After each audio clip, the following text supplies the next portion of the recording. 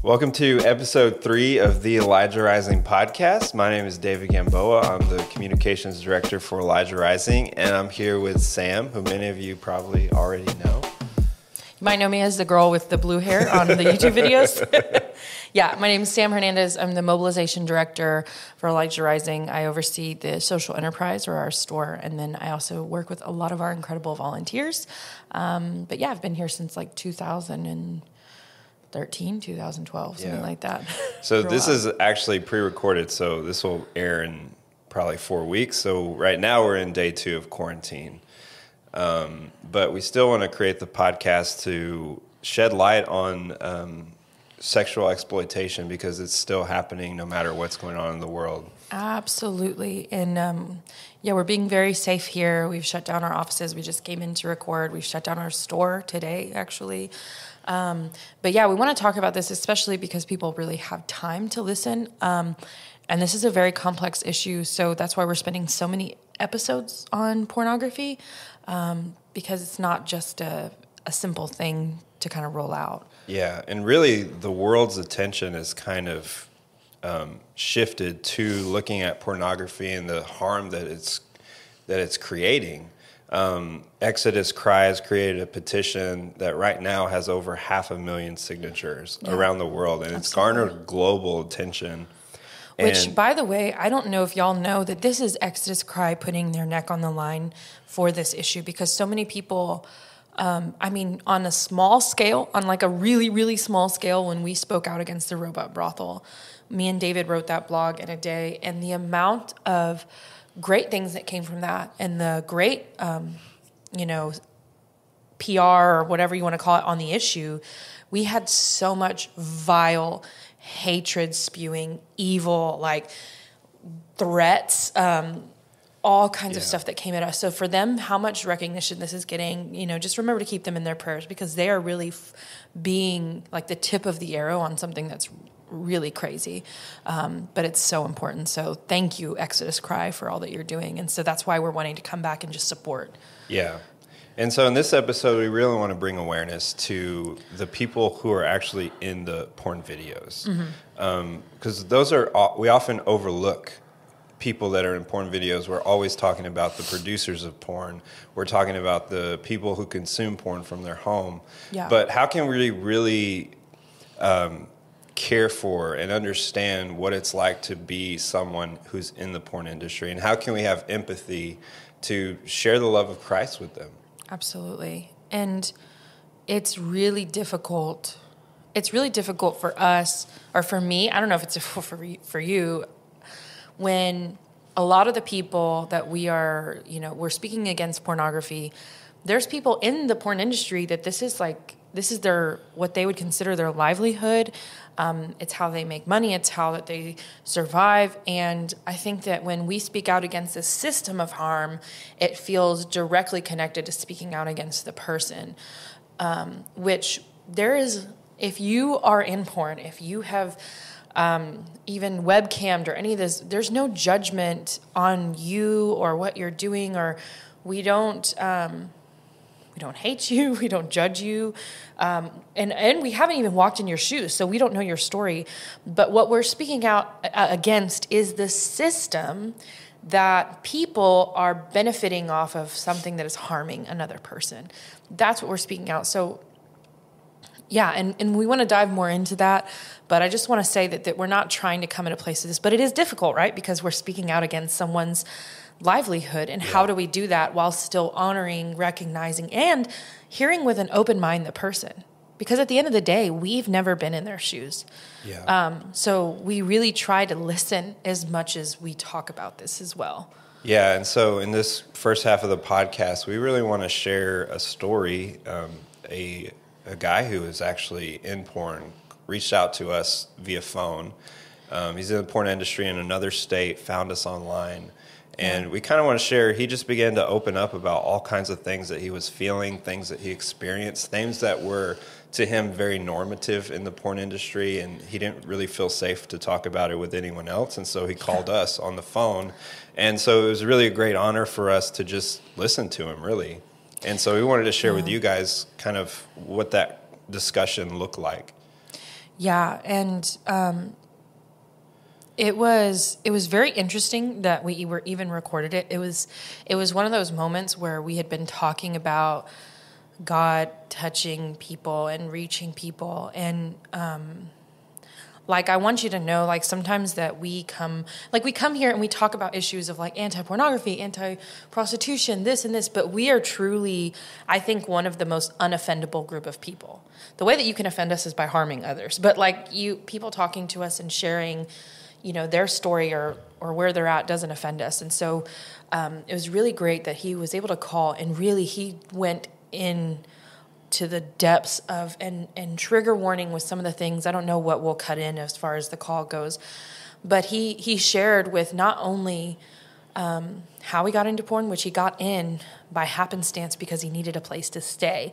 Yeah, him and his girlfriend, they were just going to a wedding in another state and needed extra money with the travel and the staying expense, and just got connected with a person who he was like, this person seemed kind of shady, but they needed the money, and it was just doing a basic like model photo shoot. Yeah, and he said as soon as it started, it began, the racism, the objectification became really, really apparent very, very quickly. And this thing that was just like, okay, all of a sudden, we're taking pictures one day, and then it's like all these jobs came up. So it was like they were taking pictures one day, and then all of a sudden they have all these jobs. And there's this article that was done in, I'll send you the link to make sure you can put it in the notes. Yeah. There was this article done in, I believe it was in Sweden, with all these different porn actors. And one thing that one person who was in the live said, she said, I wish that they would tell you what's coming next, because all of a sudden you go to one photo shoot, an entire website is made of your body, and then money's just pouring in, which is like kind of that first love bombing of like all this excitement. And then later in that article, they attributed a lot of the mental, they said, the mental stress of then that happening, and then all of a sudden jobs going away, and then you're desperate and you're willing to do worse and worse because you had this moment where it was like good and quote unquote easy. And then after that, it becomes like you're not good enough, you're not young enough, you're not this enough. Yeah. But yeah, so just like this, he said. And really, that's how trafficking works. It's just the exploitation of a vulnerability. And in this case, they were well off, but there was that one vulnerability of not being able to not have a place to stay in this other state. And he said it was like he felt like he had just made a wrong decision once he was in it, in the porn industry. He just felt like, well, I made this choice, and this is the punishment for my choice that I made. Yeah, and the main issue he called was he was struggling with anxiety, which I have so much anxiety for different reasons. That's something I've battled for years, but he was saying that the anxiety never started until he was in the life. And it was because he was always sick. He was always getting different STDs here and there and back and forth, and always on medication and always getting better. And he woke up with this intense dread that like, oh my gosh, something else is going to happen. I'm going to have something else. Yeah. And, I've never really experienced that until now. I think we're all sort of feeling like this understanding of how important our health is and how really life is so just fragile. We're one phone call away. Yeah. Yeah. With COVID-19 and all that's happening around the world, here this guy was calling us, and he was saying he feared for his life every day. He feared for his health. He didn't, there was multiple diseases that he experienced while in the porn industry.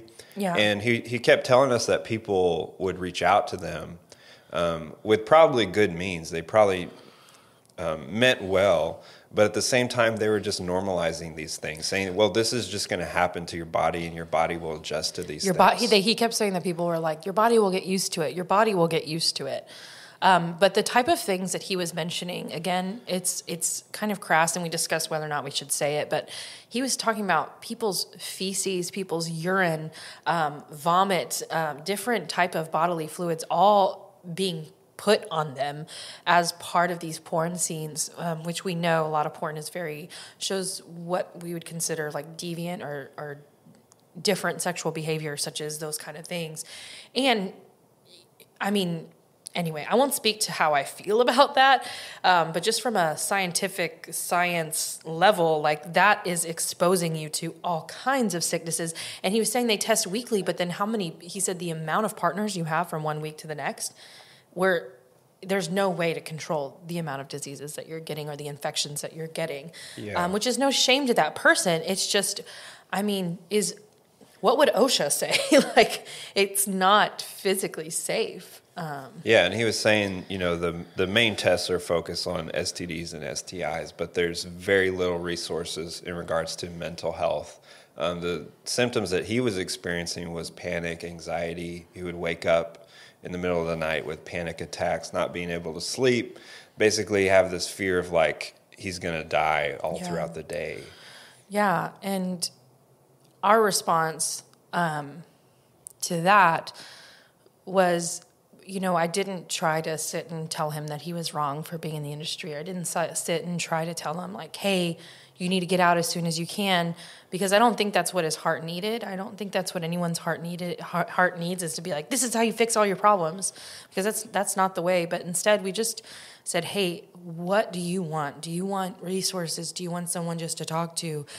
And, he mentioned he didn't want anything religious, but I did ask his permission. I said, hey, can I just pray for you? And I think that's when it kind of shifted to something really special. Yeah. We're a faith-based organization. And are we ready to talk about that? Can I move to that? Yeah, we can. Yeah. You hear all this horrible stuff, and you hear a situation that you can't relate to. So, sometimes I talk too much, and I'm like, just shut up and just pray. So I said, hey, can I pray for you? He was like, absolutely. And so I just asked God to give me give me words, to give me something to say. And I really, all of a sudden in my heart, just felt this overwhelming love of God, and the overwhelming love of God and excitement for his creative dreams. And I'll preface it to say this was a cool moment, because during our staff prayer, we had been praying, Lord, give us words of knowledge to really break through to people's hearts in a way that, we couldn't naturally do on our own means. And that's why we actually recorded the call, because it was so out of the blue. It was after we had been praying for like these random encounters with people that we don't know, and the Lord giving us the ability to take a risk and speak out. And so that's why we were recording the call, and what happened was very cool. Yeah, because I think us out of most of the staff probably are the most like giddy little kids about words of knowledge, because I just don't feel like I'm not that like great, special, like spiritual person. I mean, I don't know. I don't have faith in me. I have faith in God, and I just trust, and I'll pray for someone, and I hear something or I get an impression. I kind of ask the Lord, like, is that for me to pray, or do I release? And if I feel like this okayness to release it, I will. And I just said some simple stuff. Like, it was nothing earth-shaking. Just, I feel like you have these dreams. I feel like this, and this. And his response was like so sweet and cool. Yeah, and really he kept stuttering, because he was like, oh my gosh, I'm like speechless. I don't even know what to say. It was like, he said, it was like you just read all the thoughts that were in my mind. Yeah. And I get like because, sorry, I'm not even speaking straight.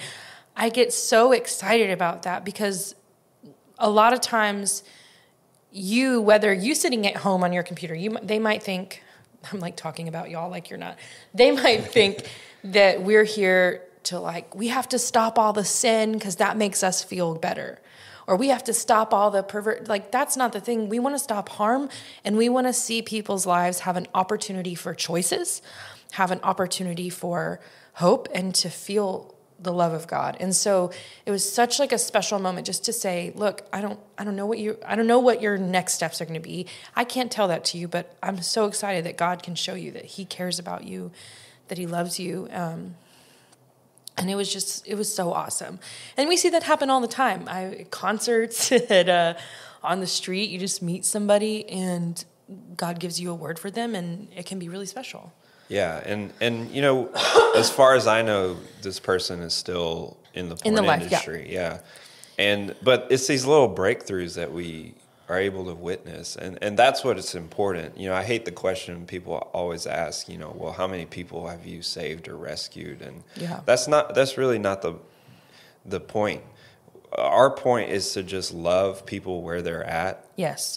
And provide off-ramps for people who feel like there's no other way out. Provide off-ramps, provide opportunity. And in the stages of change, which I don't know if you can throw up a stages of change graphic, what keeps people in the stages of change is they're only in their own environment that is just reaffirming the lies about people's worth, about, are they able to get out? Are they smart enough? Are they strong enough to have another job? Will they have the support they need? And every time that we can come and interrupt that cycle to say, you are special, you are strong, we believe in you, is an opportunity to encourage that exit if that's what they choose to do. Because it's important. I think it's just so important too that we have opportunities to hear from people that are in the life that aren't leaving, that are in different places. Because if we just sit in our own bubble of anti-trafficking, anti-pornography, anti-sex trafficking, we're not hearing from survivors, people who are in the life, people who are there, and see where can we help and where can we work together, then we're in an echo chamber. Yeah. And educated empathy is so important. Yeah.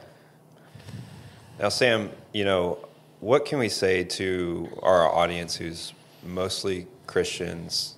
Hi, Christians. How can we love people who, are in the porn industry? Absolutely. And what is God's heart towards them?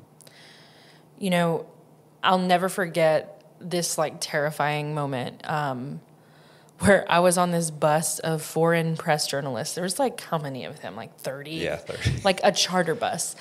And they were doing a van tour, and all of them, they have microphones in my face. They're all from different backgrounds, different belief structures, different government structures. And one person said, "Oh, you're a Christian organization. Isn't prostitution a sin?" And I remember being so taken aback and feeling like I think this person was wanting me to say something potentially damaging.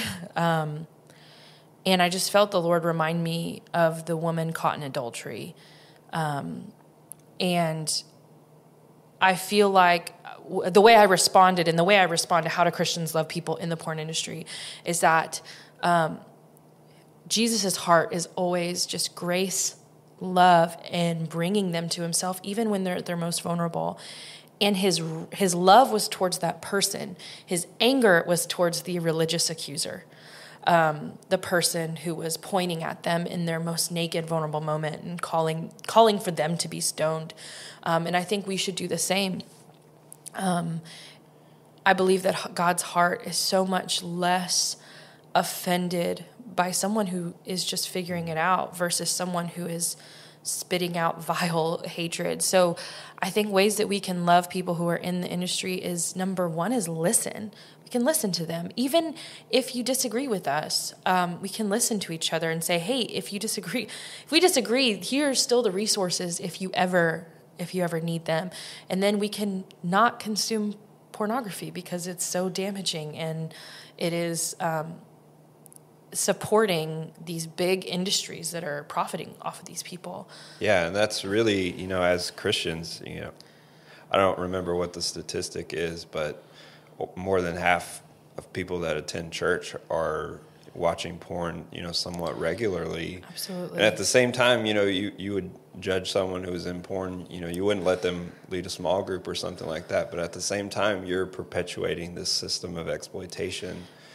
And so, we all need grace.